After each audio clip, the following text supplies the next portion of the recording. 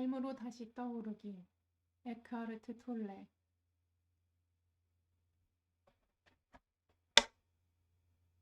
소유라는 환상. 무엇인가를 소유한다는 것은 실제로 무엇을 의미하는가? 무엇을 나의 것으로 만든다는 것은 무슨 의미인가? 뉴욕 거리에 있는 초고층 빌딩을 가리키며 이 빌딩은 나의 것이야, 나의 소유야 하고 말한다면 당신은 엄청난 부자이거나 망상병 환자이거나 거짓말쟁이다. 어떤 경우이든 당신은 나라는 생각 형태와 건물이라는 생각 형태가 하나로 합쳐진 이야기를 하고 있는 것이다. 마음속에서 소유의 개념이 작용하는 방식이 그것이다. 모든 사람이 당신의 이야기에 동의한다면 소유를 증명하는 서류가 존재할 것이다. 당신은 큰 부자이다. 아무도 동의하지 않는다면 당신은 망상에 빠진 환자이거나 상습적인 거짓말쟁이일 것이고 정신병원에 보내질 것이다. 여기서 중요한 것은 다른 사람이 그 이야기에 동의하든 동의하지 않든 이야기와 그 이야기를 만들고 있는 생각 형태는 자신이 누구인가와는 아무 관계가 없다는 사실을 아는 일이다. 설령 사람들이 동의하더라도 소유는 궁극적으로는 하나의 이야기, 허구임에는 변함이 없다. 많은 사람들은 임종의 자리에 누워 외부의 모든 것이 떨어져 나갈 때이냐 비로소 이 세상 어떤 것도 자신의 존재와 무관하다는 사실을 깨닫는다. 죽음이 가까워지면 소유라는 개념 자체가 궁극적으로 완전히 무의미한 것임이 드러난다. 또한 사람들은 생의 마지막 순간에 이르러 깨닫는다.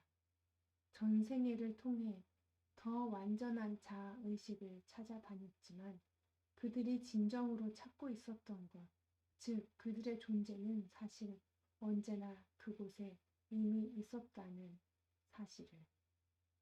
하지만 대부분의 경우 사물과의 동일화로 인해 궁극적으로는 자신의 생각과의 동일화로 인해 그 존재가 흐려져 있었을 뿐이다. 마음이 가난한 사람은 복이 있으니 하늘나라가 그들의 것이다 라고 예수는 말했다.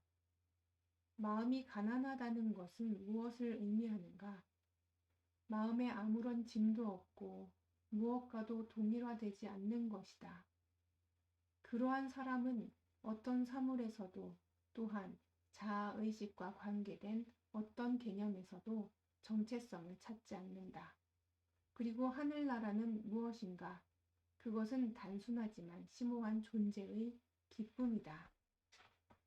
그 기쁨은 무엇과 동일화되는 것을 멈추고 마음이 가난한 자가 되었을 때 찾아온다. 그러므로 동양에서든 서양에서든 오래전부터 영적 수행으로 모든 소유를 부정해왔다. 그러나 소유를 포기한다고 그것만으로 자동적으로 에고로부터 자유로워지는 것은 아니다. 에고는 그 즉시 자신의 생존을 지키기 위해 동일화될 또 다른 무엇인가를 찾을 것이다. 예를 들어 자신은 물질적 소유에 대한 관심을 초월한 위대한 사람이며 다른 사람보다 더 많이 영적이라는 정신적인 자기 이미지에서 정체성을 찾을 것이다. 모든 소유를 버렸지만 억만장자보다 더 큰 에고를 가진 사람들이 있다. 한 가지의 동일화를 벗어던지면 에고는 재빨리 다른 것을 찾아낸다. 결국 에고는 자신의 존재를 입증해줄 무엇인가가 있는 한 그 무엇과 동일화되든 궁극적으로는 상관하지 않는다. 소비 문명을 비판하거나 사유재산에 반대하는 것도 소유와의 동일화를 대신하는 또 다른 생각 형태, 또 다른 정신적 입장이다. 그 동일화를 통해 자신은 옳고 다른 사람은 틀리게 만들 수 있다.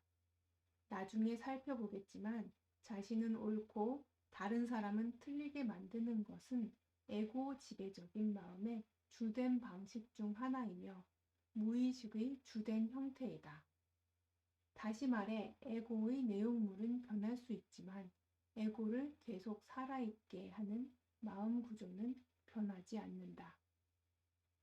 인간의 무의식적인 가정 중 하나는 소유라는 허구를 통해 물건과 동일화되면 그 물건이 가지고 있는 것처럼 보이는 견고함과 영속성 덕분에 자신에게도 견고함과 영속성이 부여된다는 믿음이다. 건물 등은 특히 그렇고 더 많이 적용되는 것은 파괴할 수 없는 유일한 소유물인 토지일 것이다. 토지의 경우는 소유라는 어리석음이 특히 드러난다. 백인 식민지 개척자가 침입했을 때 북미 원주민들은 토지 소유라는 개념을 이해할 수가 없었다. 그래서 유럽인들이 그들에게 종이를 내밀며 서명하게 했을 때 그들은 서류에 서명하는 것이 무엇을 의미하는지조차 이해하지 못했기 때문에 땅을 잃었다. 그들은 토지가 자신들에게 속해 있는 것이 아니라 자신들이 토지에 속해 있다고 느꼈던 것이다. 에고는 소유와 존재를 동일시하는 경향이 있다. 나는 소유한다. 고로 나는 존재한다. 그리고 더 많이 가질수록 자신이 더 많이 존재한다고 믿는다. 에고는 비교를 통해 살아간다. 다른 사람에게 어떻게 보이는가가 스스로를 어떻게 보는가를 결정짓는다.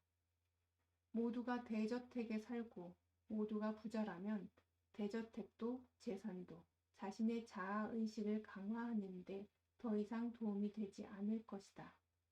그때는 자신의 부를 포기하고 작은 오두막으로 이사해 자신이 남들보다 더 많이 영적이라고 생각하며 남들에게도 그렇게 보이면서 자신의 정체성을 되찾을 수 있다. 남들에게 어떻게 보이는가가 자신은 어떤 사람이며 누구인가를 비춰주는 거울이 된다. 에고의 자아 존중감은 많은 경우 다른 사람들의 눈에 비치는 자신의 가치에 매여 있다. 당신은 자신에게 자아의식을 줄 다른 사람들이 필요한 것이다.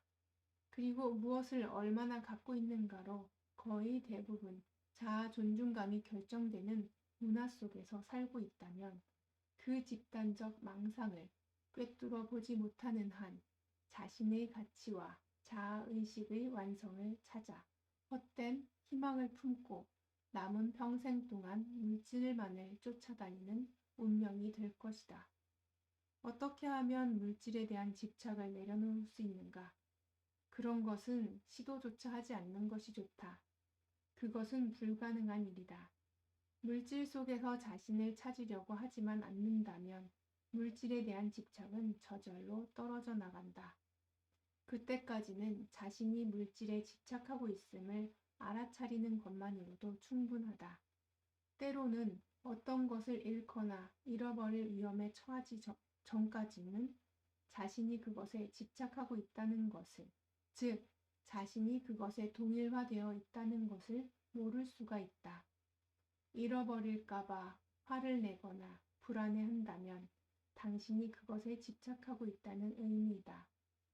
자신이 물질과 동일화되어 있음을 알아차리면 그 동일화는 더 이상 완전하지 않다. 집착이 있음을 알아차리는 그 알아차림이 바로 나 자신이다. 그것이 의식 변화의 시작이다. 그것이 의식 변화의 시작이다.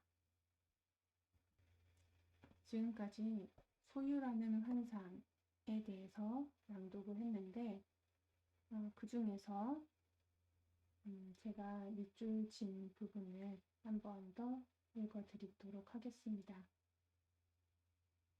많은 사람들은 임종의 자리에 누워 외부의 모든 것이 떨어져 나갈 때야 비로소 이 세상 어떤 것도 자신의 존재와 무관하다는 사실을 깨닫는다. 이 세상의 어떤 것도 자신의 존재와는 무관하다라는 것. 죽음이 가까워지면 소유라는 개념 자체가 궁극적으로 완전히 무의미한 것임이 드러납니다. 사람은 빈손으로 왔다가 빈손으로 가지요. 자기가 소유한 것을 더욱더 소유하기 위해서 애쓰면서 살잖아요. 그런데 죽음이 가까워지면 소유라는 개념 자체가 완전히 궁극적으로는 무의미한 것이죠. 그것을 생의 마지막 순간에 깨닫게 되는 거예요. 지난번 시간에 읽었던 잃어버린 반지도 마찬가지죠. 죽음에 이르러서 소유라는 것이 과연 어떤 의미일까요? 성경에서 예수는 이렇게 말했죠. 마음이 가난한 사람은 복이 있으니 하늘나라가 그들의 것이다 라고요. 과연 마음이 가난하다는 것은 무엇을 의미할까요? 마음에 아무런 짐도 없고 무엇과도 동일화되지 않는 것. 그것이 마음이 가난하다라는 것입니다. 마음이 비어있는 상태죠. 그렇다면 하늘나라는 무엇일까요? 단순하지만 심오한 존재의 기쁨이 하늘나라라고 표현됐다라고 합니다. 그러니까 마음에 아무런 짐도 없고 무엇과도 동일화되지 않는 그런 때에 단순하지만 심오한 존재의 기쁨을 얻을 수 있다라는 말이겠죠. 그리고 자신은 옳고 다른 사람은 틀리게 만드는 것이 에고 지배적인 마음의 주된 방식 중 하나이며 무의식의 주된 형태이다 라고 말을 합니다. 나는 옳고 다른 사람은 틀리다 라고 하는 것이 에고가 지배하는 마음의 방식이라고 해요. 에고가 계속 살아있게 하는 마음 구조는 변하지가 않습니다. 에고는 소유와 존재를 동일시하는 경향이 있어요. 나는 소유한다. 고로 나는 존재한다. 소유하는 만큼 존재한다. 라는 그것이 에고의 경향인데요. 더 많이 가질수록 자신이 더 많이 존재한다고 믿지요. 에고는 비교를 통해서 살아갑니다. 얘보다 내가 더 예뻐. 얘보다 내가 더 많이 가졌어. 이런 비교를 통해서 에고가 살아갑니다. 다른 사람이 어떻게 보이는가가 스스로를 어떻게 보는가를 결정짓습니다. 다른 사람들이 다 갖고 있다면 나도 갖고 있는 것, 그것은 특별하지가 않아요. 그래서 이 책에서 예시로 들고 있는 부자들이 대저택에 다 살고 있어요. 모두 다, 우리 모두 다. 그렇다면 대저택을 갖지 않는 것이 더 많이 여기서는 더 많이 영적이라고 생각하면서 남들에게도 그렇게 보이길 원하는 그런 무언가 비교를 통해서 에고는 성장을 하고 계속 하고 있는 겁니다. 무엇을 얼마나 갖고 있는가로 거의 대부분 자아 존중감이 결정되는 문화 속에 우리가 살고 있습니다. 그 집단적인 망상을 꿰뚫어 보지 못하는 한 우리의 가치와 자아의식의 완성을 찾아서 헛된 희망을 품고 남은 평생 동안 물질만을 쫓아다니는 운명이 될 수 있습니다. 그렇다면 어떻게 하면 물질에 대한 집착을 내려놓을 수 있을까요? 그것은 시도조차 하지 않는 것이 좋습니다. 그것은 불가능한 일이기 때문이죠. 물질 속에서 자신을 찾으려고 하지만 않는다면 물질에 대한 집착은 저절로 떨어집니다. 그때까지는 자신이 물질에 집착하고 있음을 알아차리는 것만으로도 충분합니다. 저도 물질에 집착을 많이 하는데요.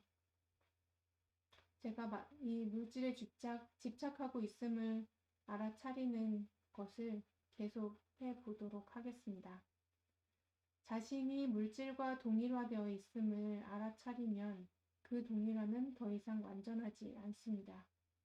집착이 있음을 알아차리는 그 알아차림이 바로 나 자신입니다. 그것이 의식 변화의 시작입니다. 이 소유라는 환상, 이 부분도 한 장 반 정도 되는데요. 2장 반 정도 되는 그 내용 속에 우리가 생각하는 그 소유라는 개념에 대해서 많이 생각을 해보게 되었습니다. 그러면 다음 시간에는 욕망, 더 많이를 향한 욕구를 읽어드리도록 하겠습니다. 감사합니다.